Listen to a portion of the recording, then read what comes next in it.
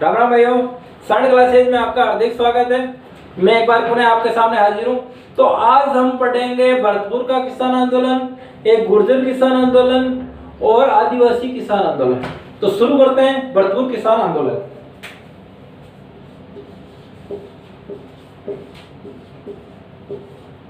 भरतपुर किसान आंदोलन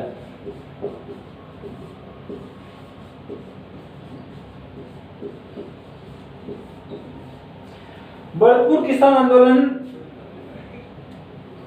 1930-31 में भरतपुर किसान आंदोलन हुआ। 1930-31 दो तीन महत्वपूर्ण बातें हैं वो याद रखनी है। 1930-31 में भरतपुर किसान आंदोलन शुरू हुआ। आंदोलन शुरू होने का कारण था लागबाग की उच्च दर, वही जो सब आमतौर पर सब किसान आंदोलन में रहता है, लागबाग की उच्च दर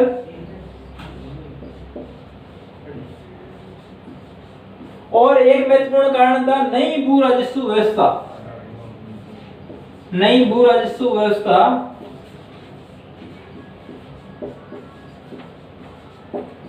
नई भू राजस्व व्यवस्था के तहत किसानों को कर देने में परेशानी हो रही थी, कर बढ़ा दिया गया था।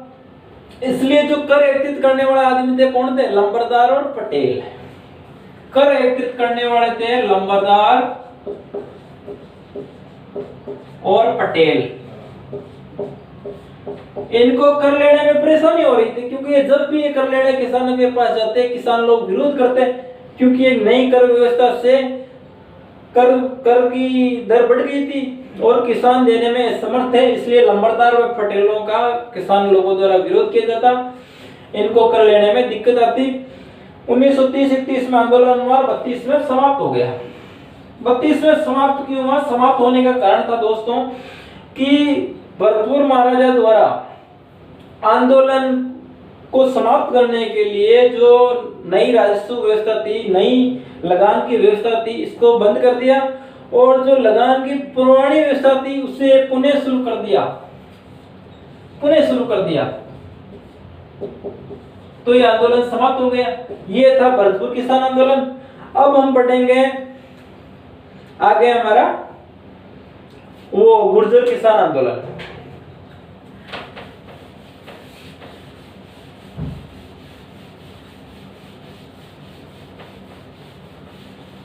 दोस्तों, गुर्जर किसान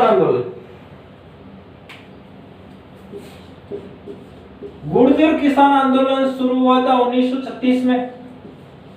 1936 में आंदोलन का केंद्र था बरड़। अब बात आती है कि आंदोलन शुरू क्यों हुआ? तो आंदोलन शुरू हुआ, एक तो वही बात के लगान दर में वृद्धि और एक अलग बात जो हटकर इसमें है कि जिस प्रकार मीणा समाज को 1923 में अंग्रेजी सरकार द्वारा अपराधी घोषित कर दिया गया, उसी प्रकार 1936 में 1936 में एक कानून आया, अपराध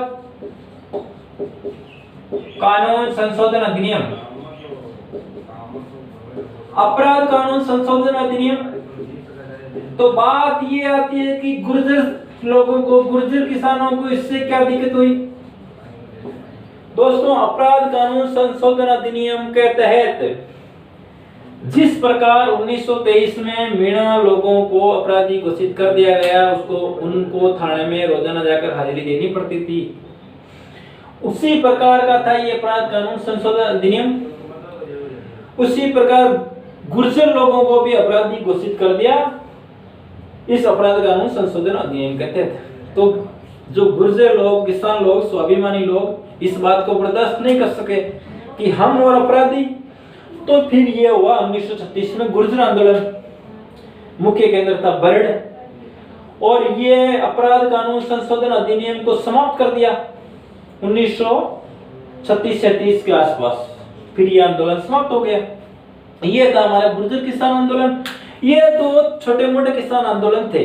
गुर्जर आंदोलन का नेतृत्व किया, एक महत्वपूर्ण बात इसमें, गोवर्धन नामक किसान था इसमें, जिसने इसका नेतृत्व किया।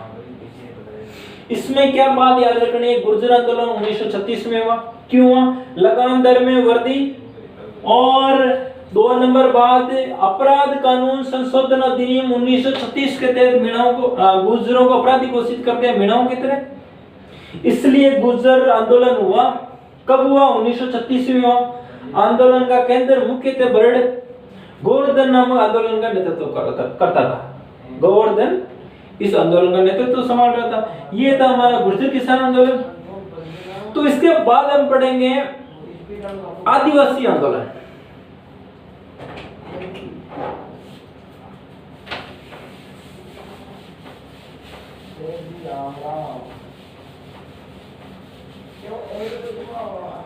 तो आदिवासी आंदोलन में मुख्यतः थे जो आदिवासी लोग, भील, मीणा, ग्रासी आदि लोग थे। आदिवासी आंदोलन शुरू क्यों हुआ? अब बात आती है कोई भी आंदोलन शुरू हुआ उसका कारण क्या था। तो आदिवासी लोग एक तो मुख्यतः वनों पर डिपेंड थे। वनों पर डिपेंड होने की वजह से वन को काटते, खुद काम में लेते, बेचा करते। लेकिन क्या हुआ, जैसे अंग्रेजी सरकार आई उन्होंने वनों पर पाबंद लगा दिया, उन पर शुल्क लगने लगा। एक बात ये, दूसरा बात जो किसान की समस्या होती है लगान दर में वृद्धि। तीसरी बात जो नई आबकारी नीति, उनको शराब बेचने में, बनाने में दिक्कत होती। चौथी बात उनका बहुत ज्यादा शोषण किया जाता, उनसे बेगार ली जाती। तो इस वजह से हुआ आदिवासी किसान आंदोलन। तो अब हम ये पढ़ेंगे कि आदिवासी किसान आंदोलन किस किस क्षेत्र में चला और किन किन व्यक्तियों का मुख्य योगदान रहा। तो हम सबसे पहले पढ़ेंगे गोविंद गिरी का जो भगत आंदोलन था। गोविंद गिरी,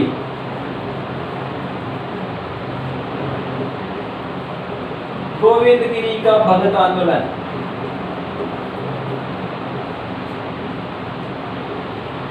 भगत आंदोलन गोविंद गिरी के आंदोलन को बोलते हैं। और एक ही आंदोलन या घुमट भील आंदोलन मोतीलाल तेजावत वाले आंदोलन में उसमें पढ़ेंगे हम। तो गोविंद गिरी का भगत आंदोलन, सबसे पहले हम देख लेते हैं कि भाई गोविंद गिरी कौन था। गोविंद गिरी कौन था? तो गोविंद गिरी का जन्म हुआ दोस्तों 1858 में, 1858 ईस्वी में। इस डेट को याद कैसे रखें? 1857 की क्रांति, उसके 1 साल बाद गोविंद गिरी जी पैदा हुए। महान संत, महान योद्धा, आदिवासियों के मसीहा पैदा हुए। आदिवासियों के मसीहा या बाबूजी वैसे मोतीलाल तेजावत को बोलते हैं। इनको गोविंद गिरी भगत आंदोलन चलाया, भगत जी कहते थे इनको। 1858 में जन्म हुआ। किस परिवार में हुआ, किस जाति में हुआ? बंजारा परिवार में इनका जन्म हुआ। बंजारा कहाँ हुआ? इनका जन्म हुआ था डूंगरपुर के बांसिया गांव में। डूंगरपुर में हुआ, डूंगरपुर रियासत में हुआ। कौन सा गांव? तो गांव का नाम आए तो बांसिया।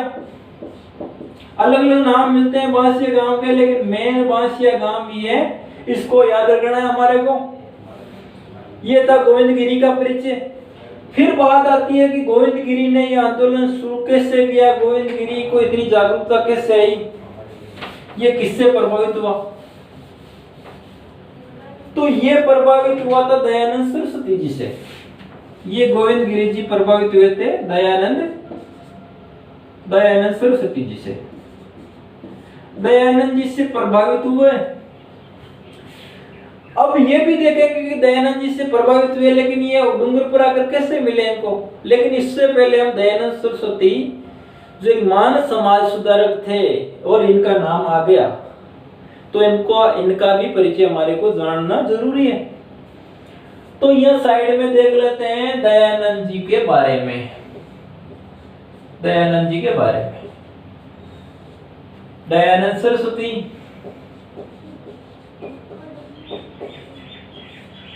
दयानंद सरस्वती ने एक सत्यार्थ प्रकाश ग्रंथ लिखा था।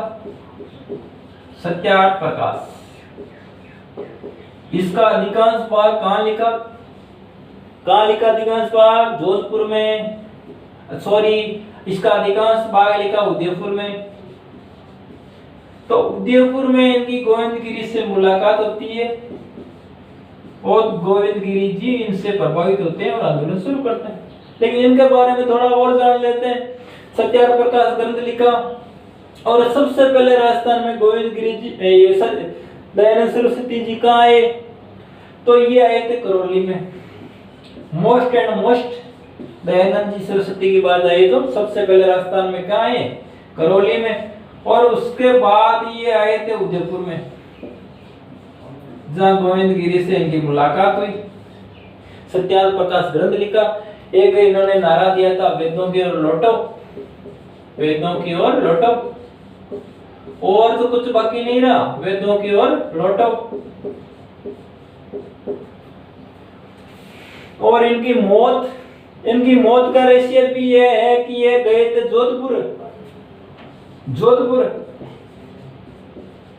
जोधपुर के राई का बाग जानते ही होंगे आप। राई का बाग में भाषण दे रहे थे, सभा कर रहे थे। वहां जसवंत सिंह जी द्वितीय से मुलाकात होती है इनकी, जसवंत सिंह द्वितीय से। जसवंत सिंह द्वितीय के दरबार में एक गणिका थी। उस गणिका को शायद दयानंद सरस्वती जी ने ऐसी कथा आती है, ऐसी बात आती है कि कुछ ऐसा शब्द बोलते हैं जिससे गणिका को बुरा लगा।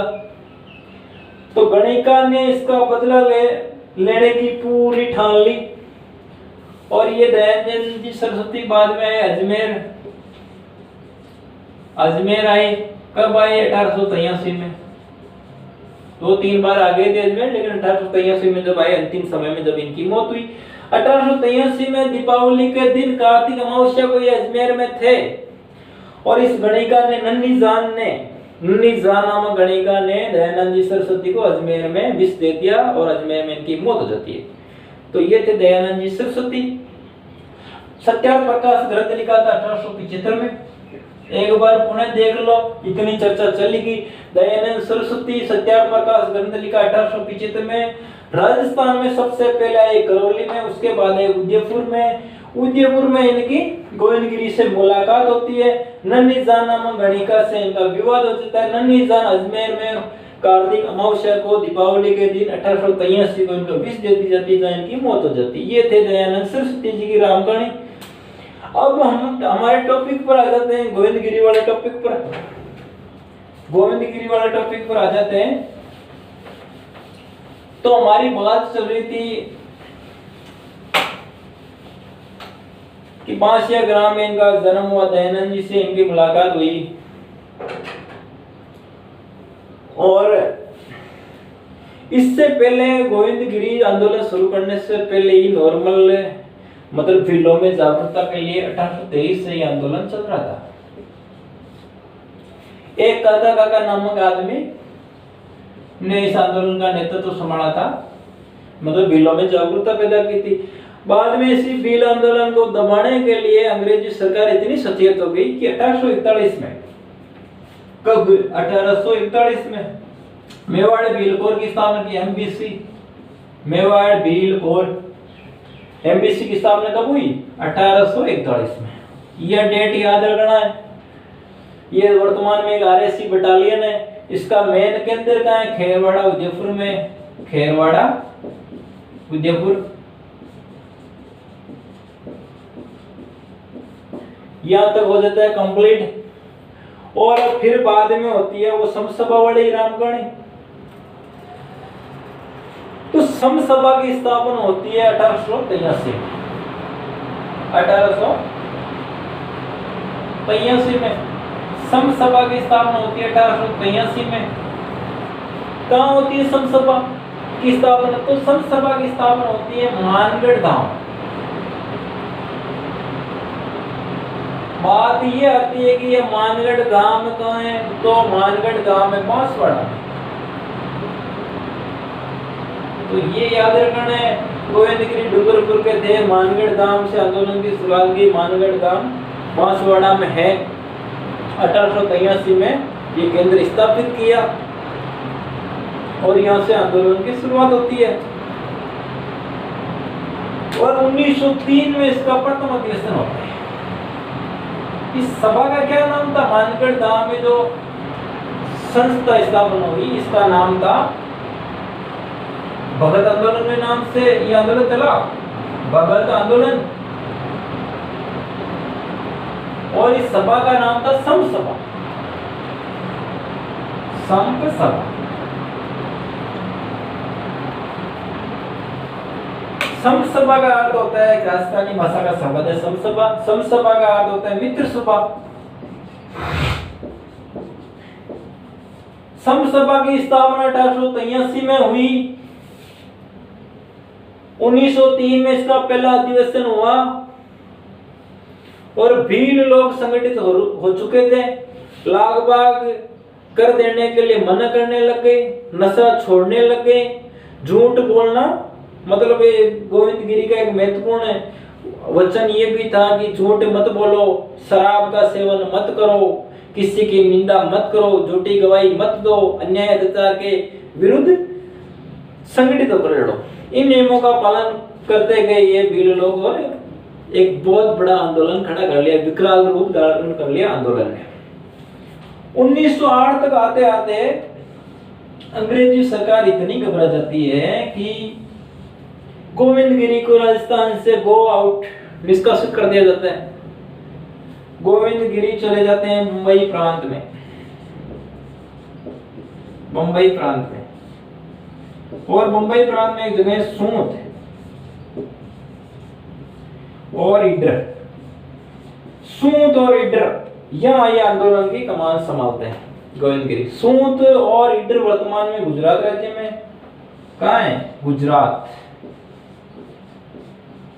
और यहाँ पर ही ये अपने बड़े भाई की विधवा से शादी कर लेते हैं और एक हली, मतलब किसी दूसरे बड़े किसान के नौकर के रूप में रहकर किसान का रूप काम करते हैं। लेकिन गोविंद गिरी जी जो एक महान संत और आंदोलनकारी आदमी थे, इनका काम मन लगे वहां पर, तो ये वहां से वापस आ जाते हैं 1913 के आसपास। वहां से वापस आ जाते हैं और पुणे आकर यह आंदोलन का शुरुआत कर देते हैं मानगढ़ धाम पहाड़ी पर। और यहाँ इतने लोग प्रभावित थे कि केवल डूंगरपुर बांसवाड़ा ही नहीं, डूंगरपुर, बांसवाड़ा, प्रतापगढ़, गुजरात के इडर, सूंत, मतलब जो समस्त आदिवासी क्षेत्र था वो पूरा इनसे प्रभावित था और इनको भगत जी के नाम से ही बोलते थे लोग। 1913 में आ जाते हैं गोविंद गिरी जी और एक घोषणा करते हैं कि मानगढ़ धाम पहाड़ी पर एक विशाल अधिवेशन होगा। इससे पहले कि 1910 में समझौता हुआ था। एक बार आपने अगर लिखा नहीं है तो लिख भी सकते हैं, देखना हो तो देख भी सकते हो। 1910 में एक समझौता हुआ था 21 सूत्री मांग कार्यक्रम। तो यहाँ 21 सूत्री मांग कार्यक्रम में हम क्या डापाचूक हो जाते हैं? यह डापाचूक नहीं होना है। 21 सूत्री मांग कार्यक्रम, तो कुछ लोग कहेंगे कि 21 सूत्री मांग कार्यक्रम इसमें कहां से आ गए? ये तो मोतीलाल तेजावत का वो हुआ था समझौता 22 में, ये यहाँ कहां से आ गए? लेकिन दोस्तों ये वो नहीं है मोतीलाल तेजावत वाला, ये था समझौता 24 फरवरी 1910 को। 24 फरवरी 1910 ये डेट याद रखना है। डूंगरपुर, बांसवाड़ा यहाँ के भिल्लों और अंग्रेजी सरकार के बीच समझौता होता है और सरकार द्वारा इसे स्वीकार भी कर लिया जाता है, क्योंकि सरकार घबरा जाती है आदिवासी लोगों से, भील लोगों से, इसलिए ये समझौता कर लेती है। तो ये याद रखना 21 सूत्री मांग कार्यक्रम मोतीलाल तेजावत वाले में आएगा 21 सूत्री मांग कार्यक्रम, लेकिन वो अलग है। वो मेवाड़ की पुकार नामक पुस्तक से 21 सूत्री मांग मोतीलाल तेजावत करते हैं, लेकिन वो बिल्कुल अलग है, ये अलग है। 24 सूत्री मांग कार्यक्रम समझौता हो जाता है गोविंद गिरी और उनके समर्थकों में। पुंजा भील उनका एक समर्थक था, पुंजा भील, इसका भी काफी योगदान था इस आंदोलन में। और गोविंद गिरी जी में जोश आ जाता है और गोविंद गिरी जी 1913 में आपको बताया कि घोषणा कर देते हैं कि बहुत बड़ा आंदोलन होगा। और मानगढ़ धाम पर भीड़ लोगों को एकत्रित होने लग जाते हैं 17 नवंबर 1913। एक बहुत बड़ा विस्फोट होता है, घटना होती है। ये डेट याद रखना है। इतनी देर मैंने डेट बताई होगी 2-3, लेकिन वो ज्यादा महत्वपूर्ण नहीं। 17 नवंबर 1913 क्या घटना होती है? मानगढ़ धाम वाली घटना। यह वो घटना होती है, अंग्रेजी सरकार आदेश देते हैं कि किसान लोगों, आदिवासी लोगों को यहाँ से हट जाए, लेकिन आदिवासी लोग हटने वाले नहीं थे और अंग्रेजी सरकार ने गोलीबारी का आदेश दे दिया। 1520 में मारे जाते हैं। इसे राजस्थान का जलियांवाला बाग हत्याकांड के नाम से जाना जाता है। यह राजस्थान का प्रथम जलियांवाला बाग, निमुजरा हत्याकांड को भी, हालांकि निमुजरा हत्याकांड की तुलना जलियांवाला बाग हत्याकांड से की गई है और इससे कहते हैं राजस्थान का जलियांवाला बाग हत्याकांड। यह राजस्थान का प्रथम जलियांवाला बाग हत्याकांड। यह बात हमारे को माइंड में रखनी है। यह हो गई मानगढ़ धाम की घटना। फिर 1931 में इनकी गुजरात राज्य में मौत हो जाती है। यह था गोविंदगिरी का भगत आंदोलन। गोविंदगिरी का भगत आंदोलन मोस्ट चीज जो महत्वपूर्ण बात थी वो समस्त मैंने इसमें बता दिया आपको। अब हम पढ़ेंगे एक ही आंदोलन या बोमट भील आंदोलन। तो ये एक ही आंदोलन या बोमट भील आंदोलन क्या था, इसके बारे में हम पढ़ेंगे। इसको चलाने वाला कौन था? इसको चलाने वाला आदमी था मोतीलाल तेजावत। मोतीलाल तेजावत।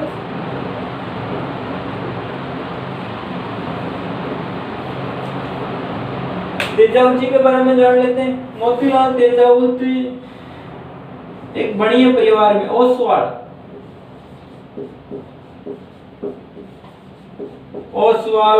जैन परिवार में इनका जन्म हुआ।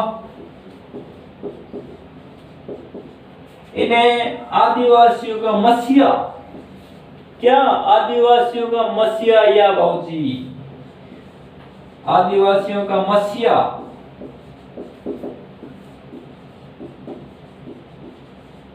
या बाबूजी नाम से इनको जाना जाता है। महत्वपूर्ण बातें हैं, सबको याद रखना है। ओसवाल जैन परिवार में जन्म हुआ, आदिवासियों का मसीहा या बाबूजी ने जाना जाता है। बात आती है कि आंदोलन की शुरुआत कहां से की। इसमें दो बातें आती है। एक की मोतीलाल तेजावत का आंदोलन का नाम देख लो पहले। जो गोविंदगिरी ने आंदोलन चलाया उसका नाम था भगत आंदोलन, और इस आंदोलन का नाम है एक ही आंदोलन या दूसरा नाम बोमट भील आंदोलन या बोमट भील आंदोलन। अब आप कहोगे इसको बोमट भील आंदोलन क्यों कहा जाता है? तो ये भील क्षेत्र बोमट में चला इसलिए इसको बोमट भील आंदोलन कहा जाता है। इसकी शुरुआत कब हुई? इसकी शुरुआत हुई, एक नंबर बात ये है, 2 नंबर 1921 में इसकी शुरुआत हुई। शुरुआत कहां से हुई? तो इसका श्री गणेश। इसमें दो बातें हैं कि एक तो कोई चीज का दस्तूर करते हैं कि हम फलाना कार्यक्रम शुरुआत करेंगे, गुड़ प्रसाद बांटते हैं कि वो फलाना काम शुरू करेंगे। एक तो श्री गणेश और एक शुरुआत। इन दो बातें अलग अलग हैं, इनको याद रखना है। एक ही आंदोलन या बोमट भील आंदोलन का श्री गणेश व जाडोल और फलासिया तहसील है उदयपुर में, वहां से इसका श्री गणेश व वहां से यह बात चली कि हम आंदोलन शुरू करेंगे, एक ही आंदोलन या बोमट भील आंदोलन चलाएंगे मोतीलाल जी तेजावत के नेतृत्व में। और इसकी शुरुआत कहां हुई? तो दोस्तों इसकी शुरुआत हुई चित्तौड़गढ़ जिले से। चित्तौड़गढ़ में कहां? चित्तौड़गढ़ में हुई रासमी परगने के। अब बात आ जाती है कि रासमी परगने में ही कौन सी जगह थी? तो फिर वो थी मप्तकुंडिया।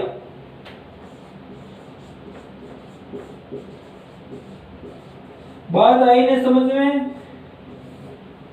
मोतीलाल तेजावत आंदोलन का नाम एक ही आंदोलन या बोमट बिल आंदोलन।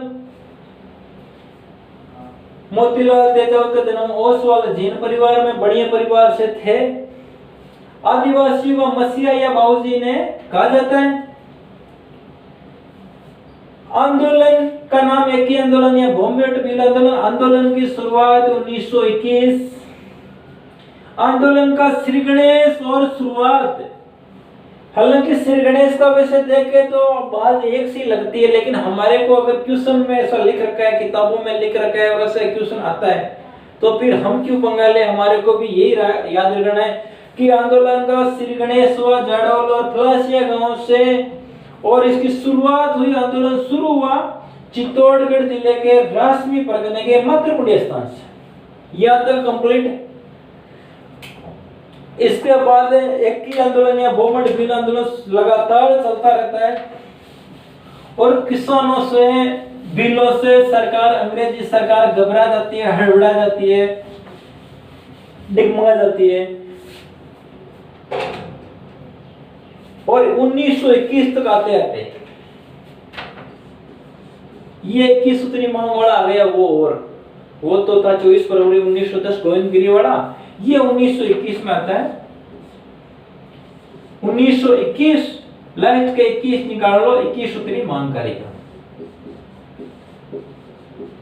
21 सूत्री मांग कार्यक्रम। मोतीलाल तेजावत एक किताब लिखते हैं, मेवाड़ की पुकार। मेवाड़ की पुकार नामक किताब में ये 21 सूत्री कार्यक्रम को लिखा जाता है और सरकार से मांग की जाती है कि हमारी मांग पूरी की जाए। किसान एकता जिंदाबाद, हमारी मांग पूरी की जाए, ऐसे नारे लगाते हैं और 21 सूत्री मांग करते हैं 1921 में।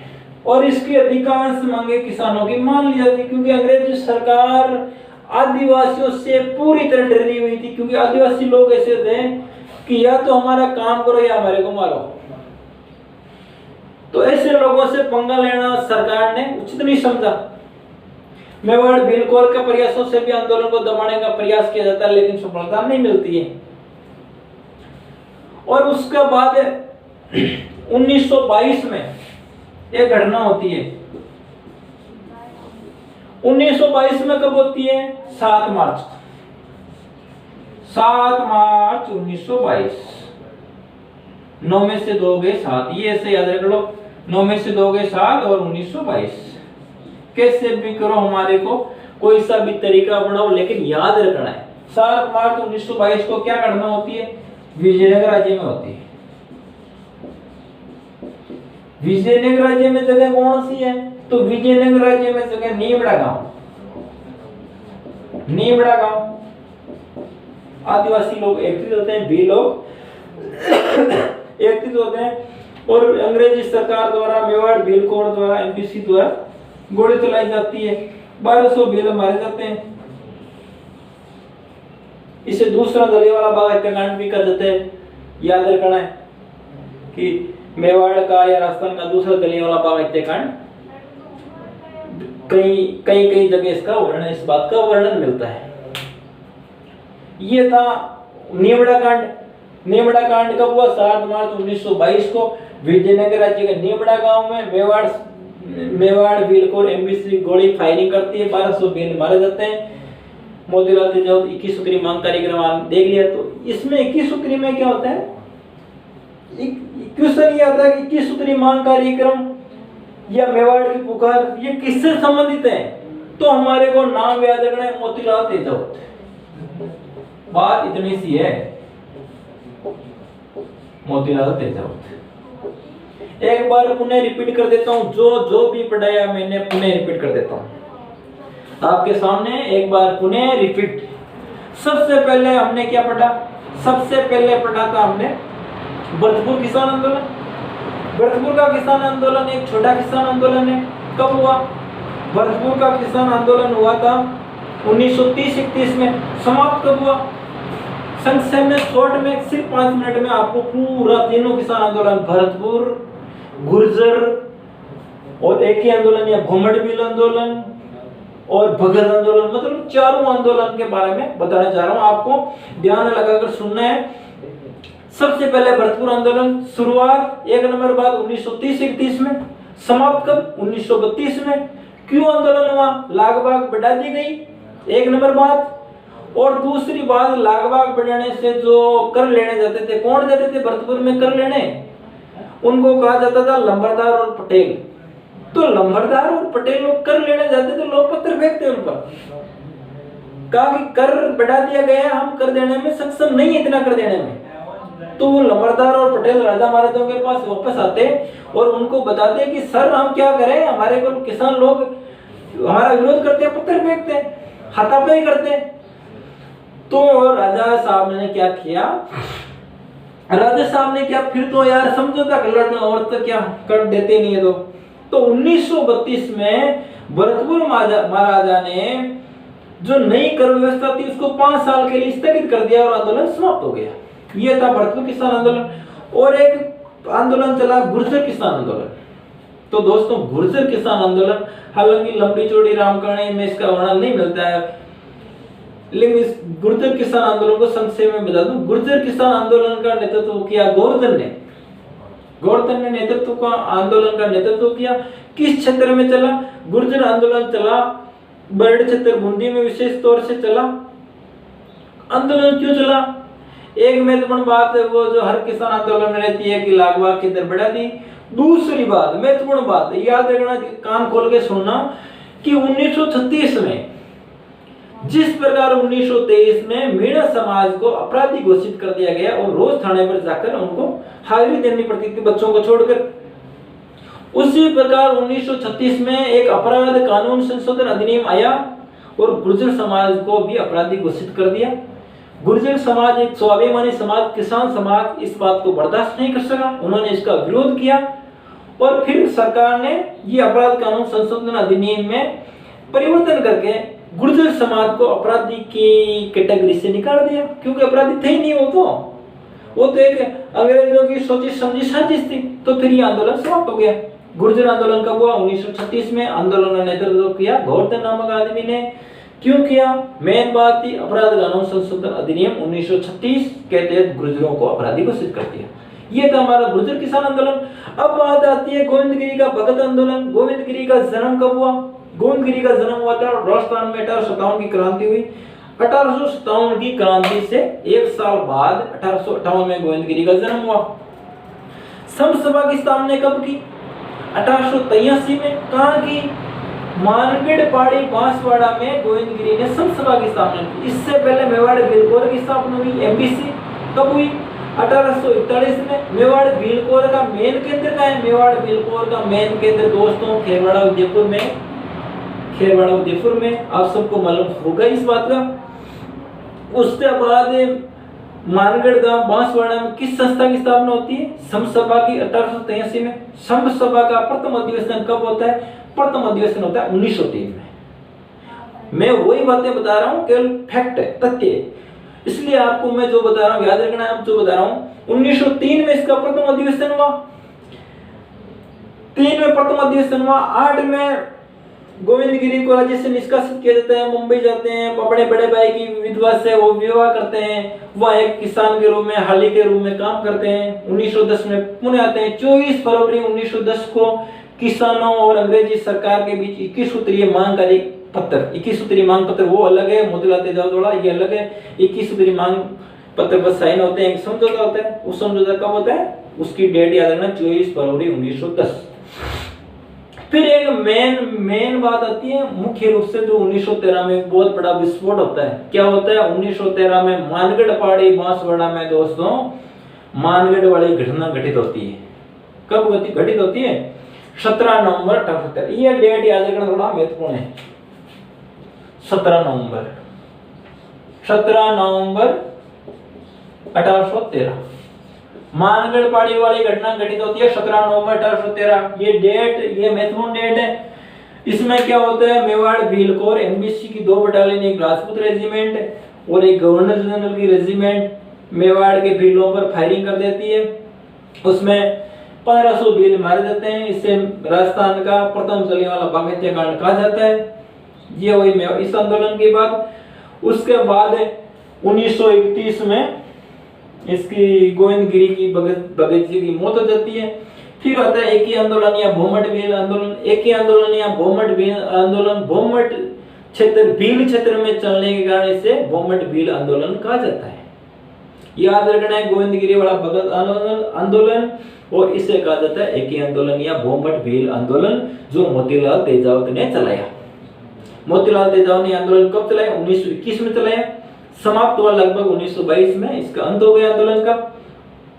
21 सूत्री मांग कार्यक्रम, तो वो 21 सूत्री मांग कार्यक्रम वो ज्यादा महत्वपूर्ण नहीं है, वो तो केवल 24 फरवरी 1910 को हुआ। लेकिन 21 सूत्री, अगर सीधा सीधा क्वेश्चन आ जाए 21 सूत्री मांग कार्यक्रम किससे संबंधित है, तो मोतीलाल तेजावत है।